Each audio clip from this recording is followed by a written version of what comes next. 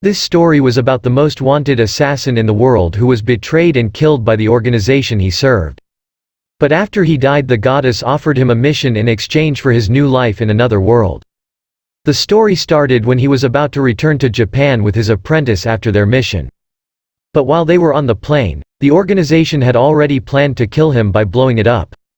He woke up facing a goddess, and according to the goddess, she summoned her soul after he died. He was given two choices, and the first was to reborn his soul into another person pure and no memories of the past life. The second is to live in another time with preserved memory and experience but a new life. She added that he has a mission there to kill the hero who could destroy the whole world in the future.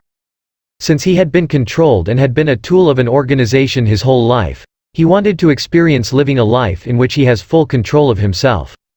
So he accepted the second offer of the goddess. The goddess explained his mission and said he only had 18 years left to do it, after he was born again.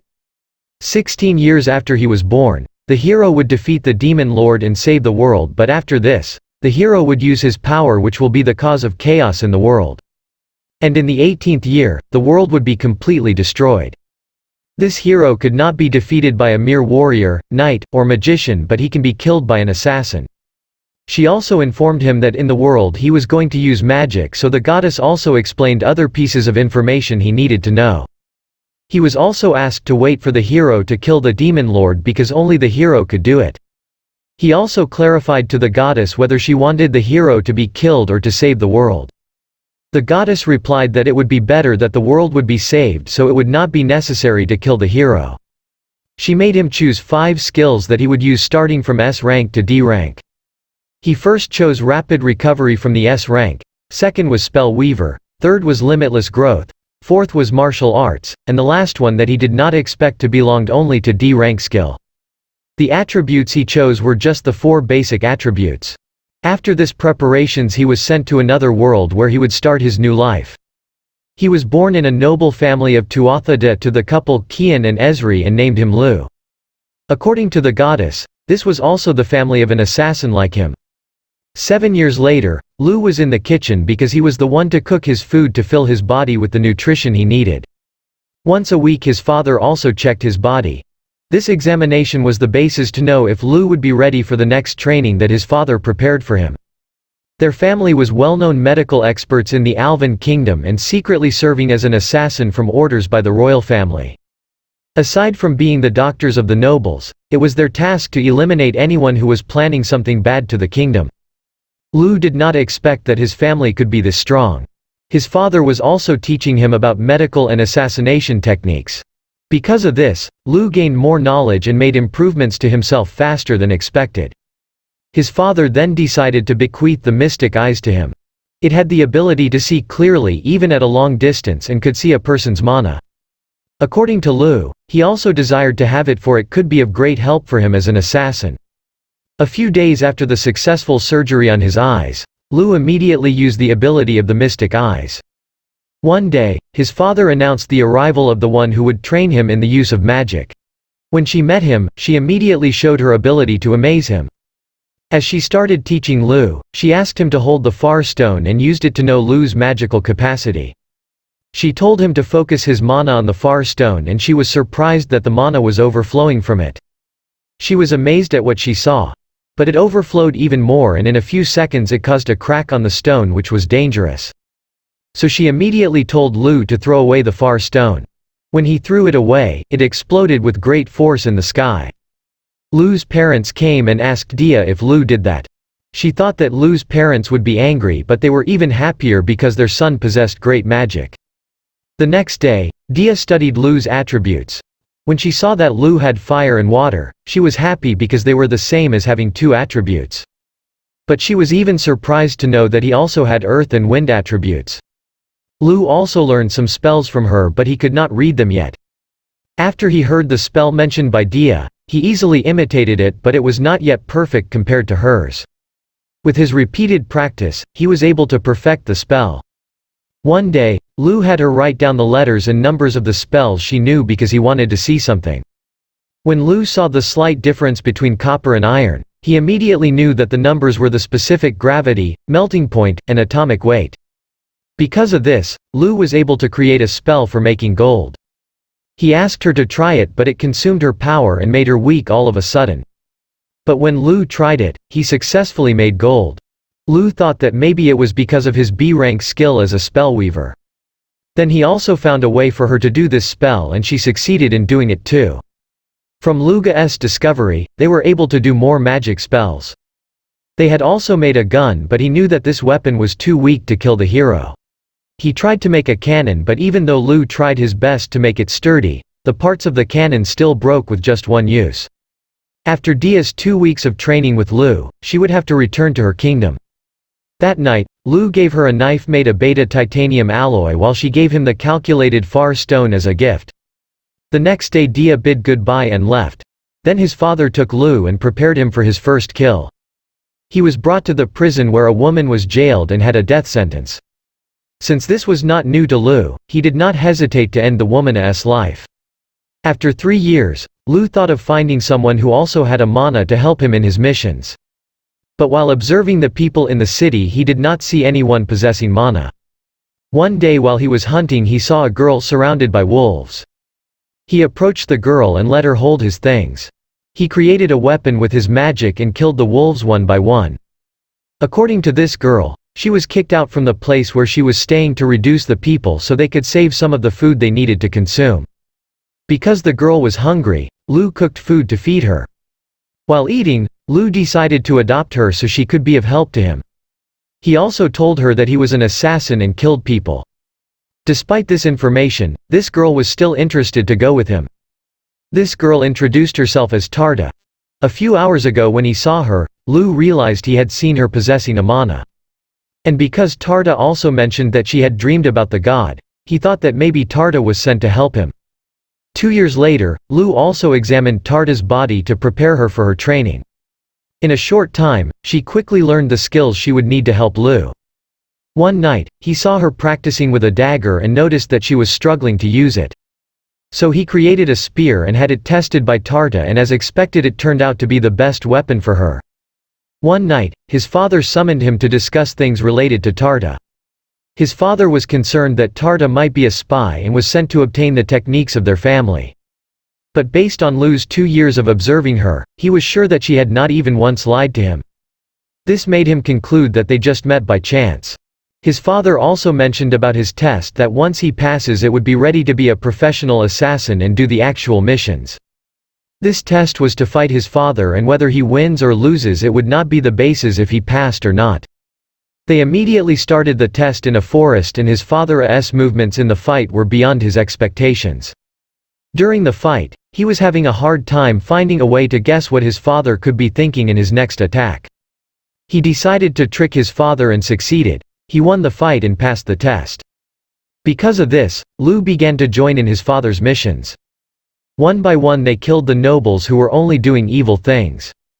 One day while on their way home after visiting a noble, his father informed him of the last test. He wanted Lu to become a merchant so that he can easily be invited by the nobles who would buy his products. His father also added that before Lu was born, he already made an agreement with the owner of the Balor Trading Company and created the fake identity that Lu could use in this mission. Lu would pretend to be the company owner's son using a fake persona agreed upon them in the name Ilig Balor. While Lu pretends to be an Ilig Balor, he would train himself there until he turned into 14 years old.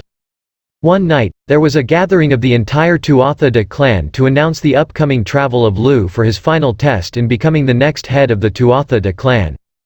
But there was one member of their clan, Rona, who was against Lu being the next leader because he was said to be more worthy than him.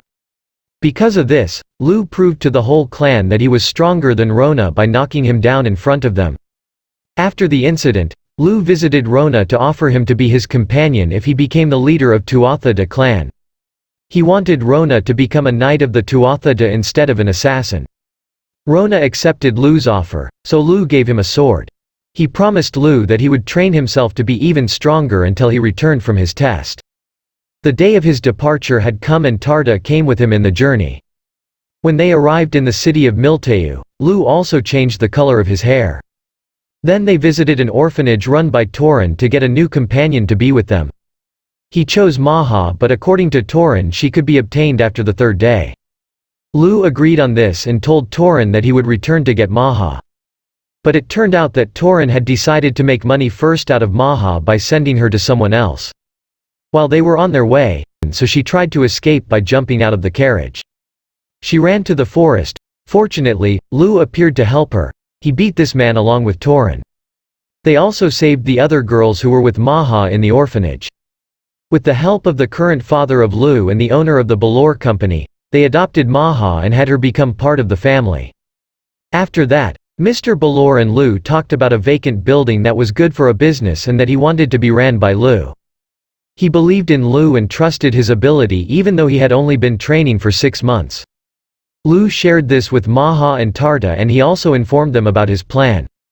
They discussed that they needed to focus on 2 things, and the first was to make the store profitable and the second was let it be a shop whose main customers were nobles for assassination purposes. He also wanted to make it a shop for women. They would sell cosmetics and sweet foods to attract the noble customers. Lu showed to Mr. Balor and to his wife about the product that he would sell in the store. This was the moisturizer that had not been invented yet in this era. Mr. Balor's wife liked it so much that she approved of Luga's plan and pledged support to it financially. Lu did not mention the important ingredient in its production, which is called lecithin, which could only be obtained from the Tuatha de residents to protect the secrecy of the product and the business in the future. They named the brand of their product Orna, then made Maha its assistant manager in the store and she brought his friends to work there. Within 6 months Lu's product was quickly recognized. According to Tarta, she found out that the other companies were sending spies to try to find out how the moisturizer was made. One night, someone tried to enter his room but he was easily caught by Tarta and Maha. They took him to the basement and they tortured him to make him confess who ordered him to do it. Once every month he also visited Dia to discuss the spells she was written. While Maha was busy operating the business and selling the Orna moisturizer and gathering the information they need from the nobles, Lu was sending Tarta on missions to hone her fighting skills. Lu also found out that Tarta had been known by the name as Lightning Quick Battle Maiden. By the 2nd year of Lu's stay in Milteu, he commissioned Maha to continue operating the Orna business while he was in Tuatha de Mansion to continue his training as an assassin. Maha mentioned that she wanted to open a new store in a nearby town and showed to him its location. Upon knowing where she wanted to open the store, he was reminded of the information from what he had done before when he investigated about Maha's past. He learned that Maha was the daughter of the owner of another well-known trading company, but unfortunately her parents were killed by their staff to own the company. When Maha felt the danger to her life, she left and went to Milteu. The location that Maha was pointing to was the first store that her father invested in the trading company. Lu did not object to Maha's plan as long as she achieved the expected result too.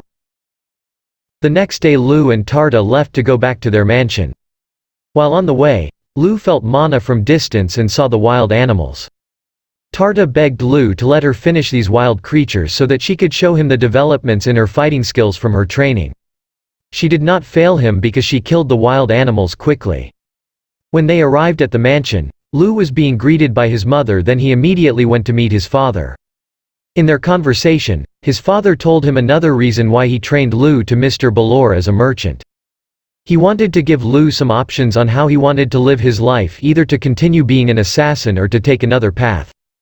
He added that Mr. Balor even visited and encouraged him to stop Lu from being an assassin and just focus on making him a merchant because it was what he believed better for Lu. His father admitted that although their family served as assassins of the kingdom, they might not be protected by nobles in some situations. The day would also come when the kingdom might abandon them if the things they did would be exposed, and there was a possibility that other nobles would betray them too. So his father decided to register Lu as Illig Valor so that he could live in another person in case the kingdom would abandon them one day. But he answered his father that he was still determined to live as an assassin because he loved the Tuatha De family and the people he met was important to him too. He remembered his past and would not let the betrayal to repeat in his current life. He would not let it happen again and get killed no matter who his client was. Lu also added one reason to his father, that he was in love with Dia. So he needed to maintain his status as a noble, which a merchant could not have. He wanted to be worthy so one day he could marry her, for she a daughter of a count. Because of Lu's decision to continue being an assassin, he was immediately given the mission of his father, and for the first time he would do it himself. The person he was going to kill was a noble named Asba Venkor, who was exposing the military secrets of their kingdom to another kingdom in exchange for the drug called Vizian, which he also distributed to their city. Before Lu carried out the mission, he wanted to gather information about the target on whether he would need to kill this person. So he sent a letter to Maha to gather the data that he needed regarding the hidden secrets of his target. While waiting for Maha's answer, he and Tarta went to the city so they could see what their target was doing and its effect on the citizens. When they arrived at the place, they saw the soldiers affected due to the exposure of military secrets in other kingdoms. On the way, they met a girl selling gooseberry jam. Lu immediately found out what these contained, so he threw them away. Suddenly, those people involved in spreading the Vizian in the city came out and surrounded them. They immediately attacked these men and quickly defeated them. When Lu heard the child's reason why she was doing this, they accompanied her to its house. There they saw its mother, who was addicted to Vizian. The girl approached her, but she had not carrying anything for her mother, that's why the girl was attacked by her.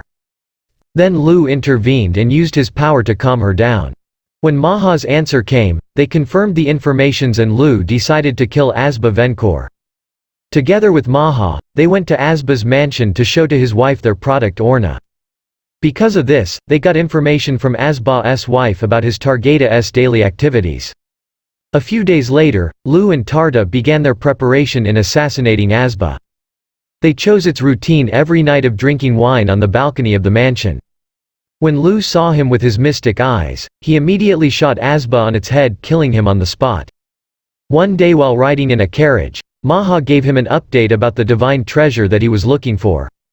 It was a magic spear called Gai Bolg, which was currently owned by Satanta Magnus.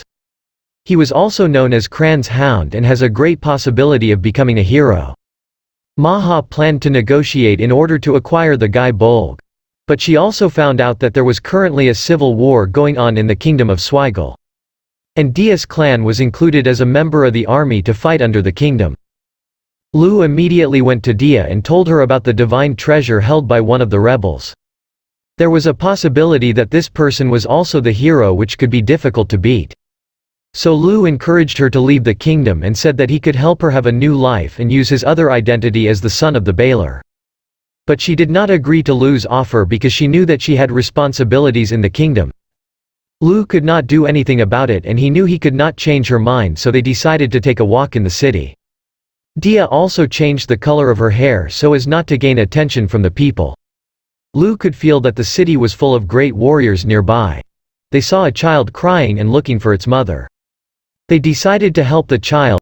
When the child was reunited with his mother, both of them were relieved and happy for the child. On the day of his departure, Dia informed him that she might be busy on the next few days and they might not meet during this time. Before Lu could leave the city, he promised her that he would make her lasagna next time they meet. A few moments later, after Lu left, she took the attention of the warriors who had been around for a while and were watching them and told them to prepare.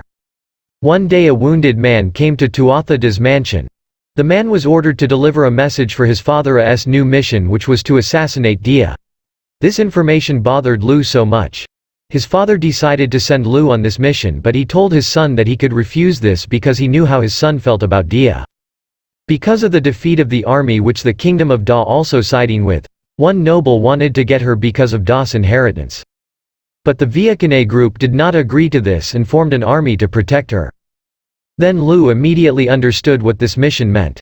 This plan was Dia's father's way to let his daughter escape by pretending that Dia was killed from an assassination. Lu accepted this mission because of his debt to Dia and his promises to her. Despite this information, he was still willing to continue the mission. Before Lu left for the Viakane region, Tarta offered him help so he could get there faster. She used her power as a shield to protect Lu from wind resistance as they speed up their pace. Tarta did this until she ran out of mana, then let him continue his journey on his own since she could no longer keep up. Lu continued to run until he reached the castle by nightfall. He saw the number of enemies outside the castle reaching 1,500, while the army of the Viakanes did not even exceed to 200 people. Using his mystic eyes, he looked for those soldiers that were mana holders on the side of the opponents and he shot them one by one. The enemies immediately noticed that someone was targeting their magic users. Lu used his bow and attached the far stones he was carrying to the arrowhead. Once the arrows hit the targets, they exploded, causing the enemies to panic. Lu searched the castle and saw the room where Dia was hiding through his mystic eyes. The army of Viacanes learned that the enemies were at the state of panic, so they took advantage of it and they rushed to attack them too. While the battle continued outside, Lu went to the room where Dia was located. He saw her safe together with her father. When Dia saw him, she immediately ran to him and hugged him. Lu brought a dead body of a soldier and told them that they would use it to fake Dia's death. Lu told her to yell at the window and then close it, for they were going to set the room on fire. But before she could do it, Lu suddenly felt the same danger he felt in his past life. Then someone attacked them, so Lu immediately threw something that would counter the attack of the opponent, but it still went straight to them. The castle exploded and Lu saw a man full of mana. Lu took out his bombard weapon and immediately aimed at this man, but it did not even scratch him. Lu also noticed that he had an S-rank skill also known as Berserk, so he knew that the bombard weapon would not be useful against it. According to Dia's father, this was the man who stopped the civil war. After the kingdom realized that there was nothing they could do to defeat this man, they immediately gave up. Then Lu remembered what Maha told him, and he was able to confirm that it was Satanta Magnus who had the possibility of becoming a hero. Aside from that, he also possessed the weapon known as the Divine Treasure, Gai Bolg. Satanta challenged Lu to a duel, and if Lu won, they would retreat and would never bother the Viacane region again. But if Lu lost in the fight, Satanta would take Dia. Lu accepted Satanta's challenge, then he created an object and let it flew into the sky. He brought Dia's father as a witness to this duel. When they got close to Satanta, Lu talked to him and asked to give him time while they wait for the return of the thing he threw into space. In order to calculate the right time and exact landing, Lu already had trained on the island that Maha found. With only a few seconds left, Lu told Satanta that he would toss the coin, which would be the signal for the start of their fight. When the coin fell, Satanta was hit at the same time by the thing that Lu had been waiting from the sky. This caused a very powerful explosion and injured Lu as he was thrown by the great force from it. While Satanta could no longer be seen due to the intense power of the object that hit him, Lu returned safely to his family, and they were happy to see that he brought Dia along with him. Thank you for watching.